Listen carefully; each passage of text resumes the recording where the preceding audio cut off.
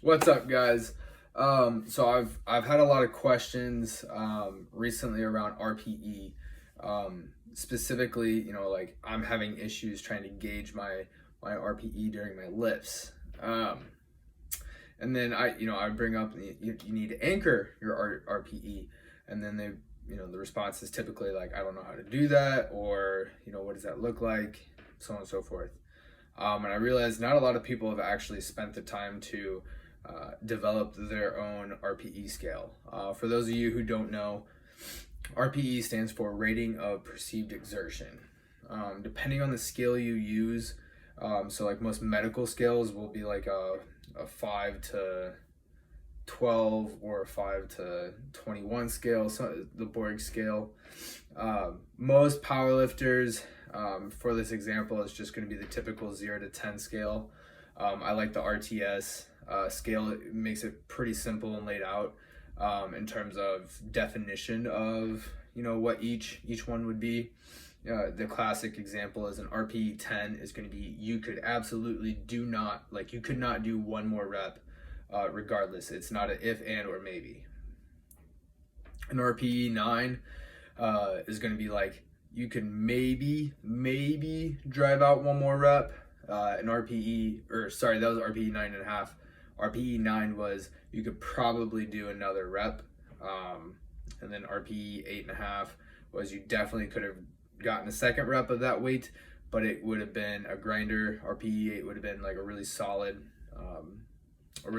2 reps, probably with more in the tank, and then it breaks down subsequently from there. A lot of people subsequent it with the RIR scale, which just stands for reps in reserve. So it's kind of the counterbalance to RPE. It generally, whichever one you want to use, it generally comes down to either whatever your athletes tend to respond better to in terms of words, or what you respond better to in terms of the narrative being used. But with that being said, the video is about how to anchor your RPE. And it's not like a one and done type deal. Some people it might be, but a lot of times it's a constant subsequent session deal, because your body changes even day to day in terms of its ability to express strength, and even strength itself is different from 1 rep to 2 reps to 3 reps, etc. Right? Just because your 20 plus rep strength seems like it would calculate to be a really high 1 rep max, that is a very, very different set of skills and demand on the body compared to what a true 1 rep max is. So in the case for powerlifters, I'm going to use that 1 rep max, or 1 to 3 rep max as a basis.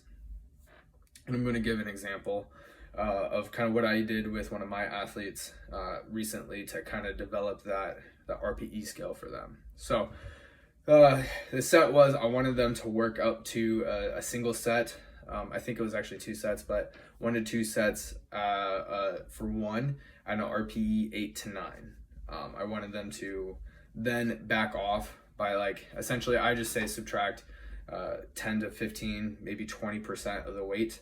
And then they're going to do a 3x4 or 3x5, I can't exactly remember, using that weight developing. So roughly that would have been a 25% to 35% from their 1 rep max. So it should have been relatively solid. It should have been a relatively solid lift, doable for sure, right? On top of that, so they did it, and then they chose I forget their initial weight that they worked up to, but then they did their back offs and they chose I think 275, and they rated that at an RPE 8. So then, they rated that as an RPE 8 or 9 with the back off sets. I saw the video, and there is no, you have to look at bar speed too and record yourself. That's where it comes through, and then you can kind of make the judgment yourself too as to the dissonance between what you felt and what you see. And what I saw was the bar didn't slow down. They didn't have like a grinder face on. It should be, you should have a pretty good amount of effort, like your face should turn red, bar should slow down if it's an RPE 8 at the end of that set. And I asked them, why'd you think that? And they're like, yeah, when I looked back, I saw it. I was like, oh, that did not really look as such. So the subsequent week, we repeated the same thing, except instead of doing a 3x4, I asked them to do a 3 sets and wrap to an RPE 8-9, not judging by the set prescribed reps, but I just wanted them to take the reps into what would be an 8 or 9 RPE, judging on how they felt by the last rep. And so what they did the week before was 3 sets of 4 at 275, and they rated that as like a 8 or 9 RPE. And then that second week, they did the same weight, and then they ended up doing, I think, 10 reps with leaving 1 in the tank. Granted, yeah, that was a grinder, and it looked way more like a RPE 8.5, 9 should to me, and they definitely felt that as well. Now they have a baseline. They're like, okay, I wasn't really grinding, right? So that goes back to the athlete's internal effort, drive, comparison, seeing the difference between what they saw and what the numbers show and how they felt. And you also look at form breakdown. That's another thing. Did they just throw form out of the way and then they're just trying to survive? That means they're kind of probably overshooting a little bit with the current form that you're trying to develop, the current technique, right? So the classic case would be, okay, we know 275 for 4 is not an RPE 8. So I like to add in, +5 up to 10%, depending if it's a lower body versus upper body. Upper body lifts, I want to be a little bit lighter, so I'll go like 2.5 to 5% jumps. And then you can base off that RPE and report it back the next week. So how do you apply that? Get into the practice of seeing yourself lift after you do it, but I want you to make the estimate before you see your lift. Finish that set, whatever it was. Okay, that was probably RPE 9, and then you see the lift and the bar speed doesn't change, your form, your technique doesn't necessarily change. That might be time to take something to a decently hard set and see how you feel.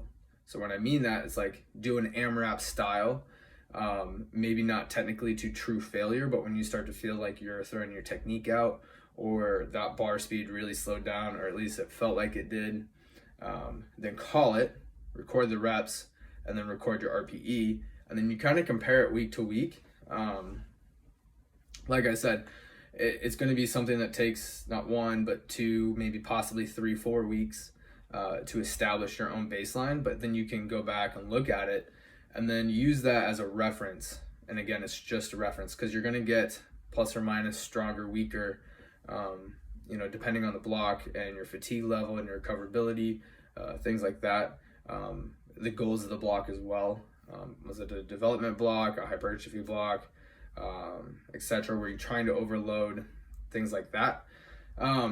But use that as like an initial baseline, and now you know what it feels like to actually push. So the typical thing is I'll have athletes just do 4 weeks working up to a single and then dropping down to the percentage and then rating that RPE. And then next week we'll try to go up to 8 and then do that same percentage that they used last week and then rate the RPE again. And that'll kind of show like how our fatigue plays, stuff like that. So it's not just, I just did a set to an RPE 9.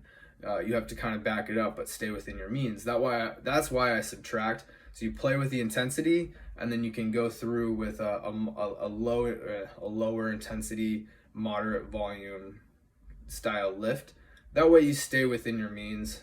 Typically, powerlifters don't need to necessarily worry too much about recovery, but they definitely need to pay attention how they're responding to the block and the subsequent block, and that will kind of help. That'll kind of help steer where the programming should go. But that's a video for a whole other time, just because programming is so intricate. And is the research really good research? Is it sketchy research? Is it really based on good quality principles? stuff like that. But I hope this helps. Again, this is just something that you have to practice as an athlete yourself. Help your athletes practice as well. Kind of dabbling in the waters of higher intensity, moderate volume, stuff like that. Typically just making sure you're able to recover week to week as well. So if you guys have any questions or anything like that, feel free to DM me. This is going to be on Instagram as well. That's probably going to be my primary platform of kind of sending information, talking with my followers, stuff like that. If you have any questions, DM me. I don't care. I love to conversate with people. So yeah, I hope you guys enjoyed this video. Let me know if you find it helpful, and yeah, see you guys.